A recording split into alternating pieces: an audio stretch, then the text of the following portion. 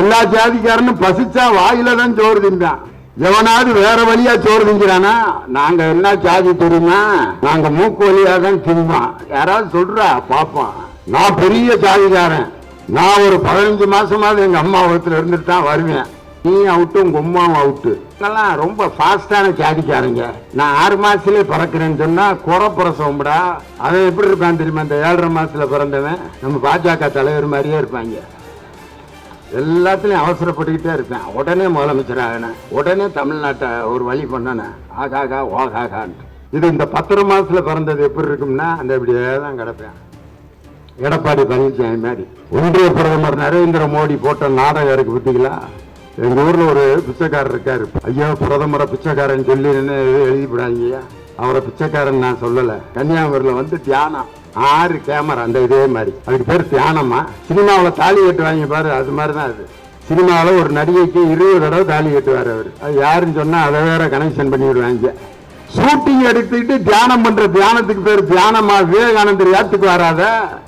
ஏயா ராமரை ஏமாத்தின, ஜெகநாதரை ஏமாத்தின, என்னையுமா கடைசியில ஏமாத்துற? நான் இதுல இருந்து தப்பிச்சு தமிழ்நாட்டுல வந்து ஒரு பாறை மேல உட்கார்ந்துருக்கேன்.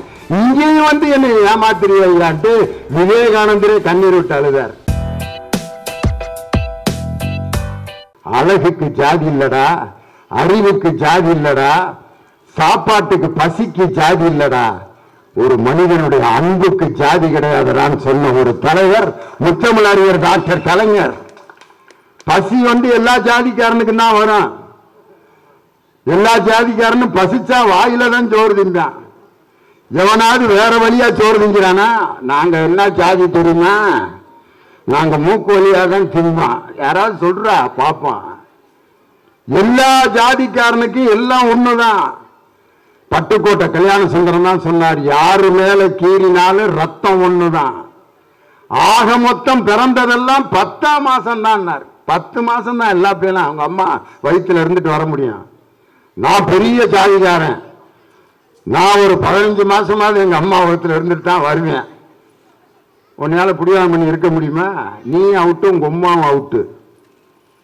இல்ல 6 மாசத்துல நாங்கெல்லாம் ரொம்ப ஃபாஸ்டான ஜாதிக்காரங்க. நான் 6 மாசத்துலயே பிறக்கிறேன்னு சொன்னா குறை பிரசவம்டா. சில பெண்களுக்கு பாத்தீங்கன்னா எதிர்பாராத நேரத்தில் புள்ள பிறந்துரு. ரேஷன் கடையில மண்ணெண்ணெய் வாங்க நின்றுகிட்டு இருப்பாங்க, வயிறு வலி வந்துடும். 7.5 மாசத்துல பிறந்துருவேன். அவன் எப்படி இருப்பான் தெரியுமா? இந்த 7.5 மாசத்துல பிறந்தவன் நம்ம பாஜக தலைவர் மாதிரியே இருப்பாங்க. எல்லாத்துலயும் அவசரப்பட்டுக்கிட்டே இருப்பேன். உடனே முதலமைச்சர் ஆகினேன், உடனே தமிழ்நாட்டை ஒரு வழி பண்ணனேன், ஆகாகா ஓகாகான்ட்டு. அந்த 7.5 பிறந்தவன் எப்படி இருப்பான்னா எல்லாத்துலயும் அவசரப்பட்டுக்கிட்டே இருப்பான். லியோனியா முடிக்க சொல்றா, தப்பாலாம் கொடுக்காம போதுமையா பேசுனது. அவனுக்கு ஏதாவது முடிஞ்சுக்கிட்டே இருக்கணும், நடந்துகிட்டு இருக்க கூடாது. வண்டி ஓட்டுற டிரைவரை ஓட்டியா, சும்மா மாட்டு வண்டி மாதிரி ஓட்டிக்கிட்டு ஓட்டியா அழுத்தி போயா. நான் அழுத்தி புளிய மரத்தில் மோதிடுவாரு, ஆஸ்பத்திரியில் கட்டு போட்டு கிடப்பேன். யாரு? 7.5 பிறந்தது. அவசரப்பட்டுக்கிட்டே இருப்பேன். ஒரு ஹோட்டல்ல போய் இட்லி சொல்லுவேன். எங்கடா இட்லி? பொறுங்க. என்ன பொறுங்க? இட்லி பொரியா? ஏயா அப்படி கத்துறாங்க? எல்லா இடத்துலயும் அவசரப்படுவான். யாரு? இந்த 7.5 மாசத்துல பிறந்தவன். இன்னும் சில பேர் 10 மாசம் முடிஞ்சு 15 நாள் ஆயிரம் பிறக்க மாட்டான். ஆகஸ்ட் 6ஆம் தேதி பிறக்க போறான்னு டாக்டர் தேதி குறிச்சிருவாரு. ஆகஸ்ட் 15ஆம் தேதி ஆயிரம் வயிற்ற விட்டு வரமாட்டேன்.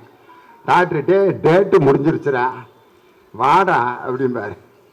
பதறாம இருப்பேன். அப்ப நான் ஆபரேஷன் பண்ணி எடுத்து போடுவாங்க. இது இந்த 10 மாசத்துல பிறந்தது எப்படி இருக்கும்னா அந்த இப்படியே தான் கிடப்பேன். எடப்பாடி பழனிசாமி மாதிரி. எப்போ மெதுவா லியோனிய ஒரு 11 மணி வரைக்கும் பேச சொல்லியா?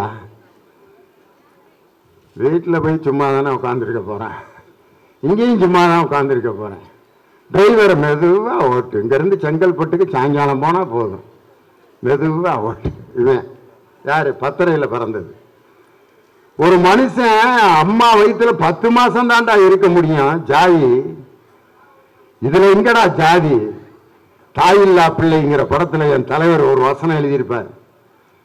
ஒரு மனிதன் தலையிலே பிறந்தான், ஒரு மனிதன் தோளிலே பிறந்தான், ஒரு மனிதன் தொடையிலே பிறந்தான், இன்னொரு மனிதன் காலிலே பிறந்தான் என்று எழுதுகிறீர்களே.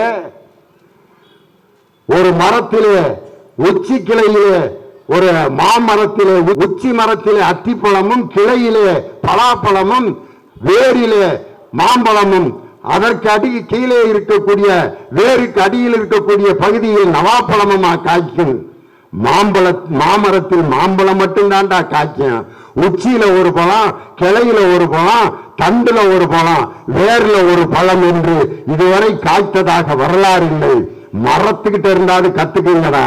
எல்லா மனிதனும் ஒரு தாயிடம் இருந்துதான் பிறக்க முடியுமே ஒழிய தலையில் இருந்தும் தோளில் இருந்தும் தொடையில் இருந்தும் காலில் இருந்தும் பிறக்க ஒரு மனிதனால் முடியாது என்பதை ஒரு மரத்தை வைத்து உதாரணம் சொன்ன தலைவர் முத்தமிழ் அறிஞர் டாக்டர் கலைஞரை தவிர வேற எந்த தலைவருக்கு இந்த உதாரணம் கிடைக்கும்?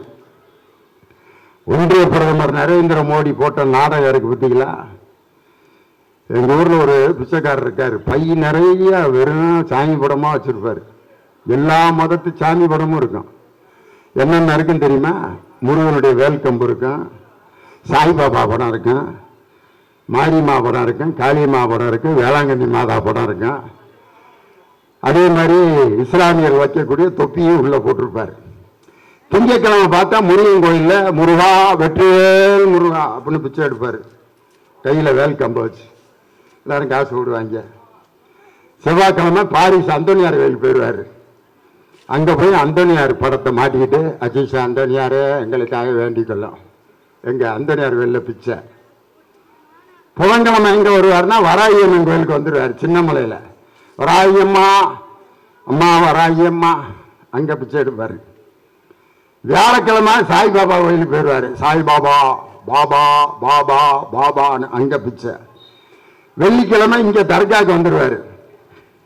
எங்க ஆயிரம் விளக்கு பக்கத்தில் இங்க ஒரு தர்கா இருக்குல்ல, அங்க உட்காந்துருவாரு. சனிக்கிழமை பெருமாள் கோயிலுக்கு போயிடுவாரு. பெருமாளே பெருமாளே ஸ்ரீரங்க பெருமாளே. ஞாயிற்றுக்கிழமை சர்ச்சு வாசல்ல. எல்லா அடையாளத்தையும் ஒரு பையில வச்சுக்கிட்டு ஒவ்வொரு கோயில்லையா பிச்சை எடுத்துட்டு வர்றாரு. இவருக்கு நரேந்திர மோடிக்கு என்ன வித்தியாசம்? ஐயோ பிரதமரை பிச்சைக்காரன் சொல்லி எழுதிவிடாதீங்கய்யா. அவரை பிச்சைக்காரன் நான் சொல்லல. பிச்சைக்காரர் பிச்சை எடுப்பதற்காக இப்படி வேஷம் போட்டார். ஆனால் நரேந்திர மோடி ஓட்டை பெறுவதற்காக இப்படி வேஷம் போட்டு கடவுளையே ஏமாற்றியவர் யார் என்று சொன்னால் நரேந்திர மோடி தான். ஜெய் ஸ்ரீராம் அப்படின்னாரு. ராமர் கோயில் வச்சிருக்க ஏரியாவிலே தோக்கடிச்சிட்டாங்க. உடனே ஜெய் ஜெகநாத்ன்ட்டார். ராமர் யோசிக்கிறாரு, எலெக்ஷன் வரைக்கும் என்னை கூப்பிட்டு இருந்தியப்பா, இப்ப ஜெகநாதன் போயிட்டே மாப்பிள்ள. அது வரைக்கும் நான் தேவைப்பட்டேன், எலெக்ஷன் முடிஞ்ச பிறகு நான் தேவைப்படலையா அப்படின்னு யாரு? ராமரே கண்ணீர் விட்டு அழுகுறார். அவர் கடைசியா தேர்ந்தெடுத்த ஆயுதம் எதுன்னா விவேகானந்தர் கோயில் எங்க கன்னியாகுமரியில வந்து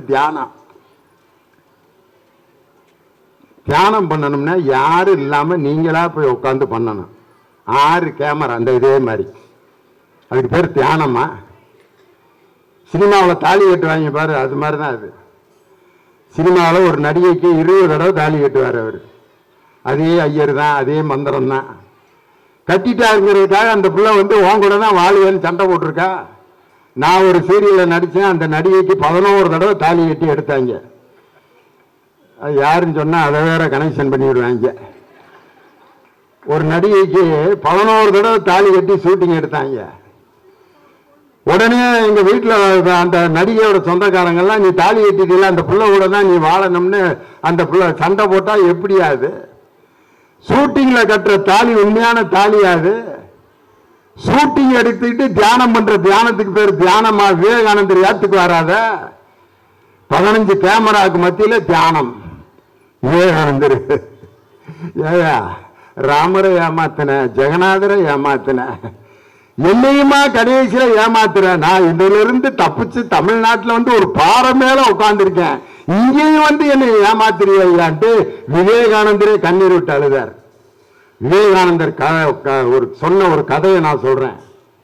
ஒருத்தன் சாமி கிட்ட வந்து டேட் கேட்கிறேன். சாமி, கோயில் கட்டியிருக்கேன், நீங்க தான் வந்து கோயிலை திறந்து வைக்கணும், வாங்க. சாமி வாயை திறந்து பேசாத, அந்த சாமி பேசுதுன்னு அவர் ஒரு கதை சொல்லுவார்.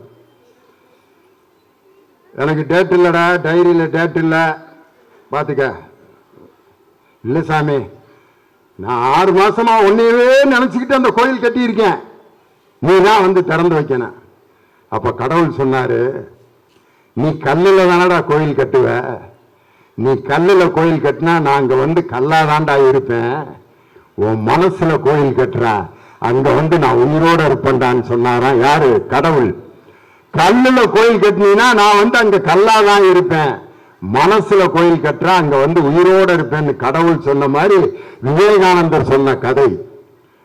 கல்லிலே கோயில் கட்டி இந்த மக்களை மதத்தால் பிரித்து விடலாம் என்ற நரேந்திர மோடியின் கனவுக்கு சவுக்கடி கொடுத்த தலைவர் யார் என்றால் அவர்தான் எங்கள் தங்க தளபதி மு.க. ஸ்டாலின் அமைத்த இந்தியா கூட்டணி. அந்த முதல் இந்தியா கூட்டணியில் என்ன சொன்னார் தெரியுமா? காங்கிரஸ் அல்லாத 3வது அணி அமைப்பது பாஜகவை வெற்றி பெற செய்துவிடும், அதனால 3வது அணி அமைக்காதீங்க, எல்லாரும் ஒண்ணு சேருங்கிற அந்த கோரிக்கையை முதலில் வைத்து இந்தியா என்ற அந்த ஒற்றுமையை உருவாக்கிய ஒரு தலைவர் நமது தளபதி மு.க. ஸ்டாலின்.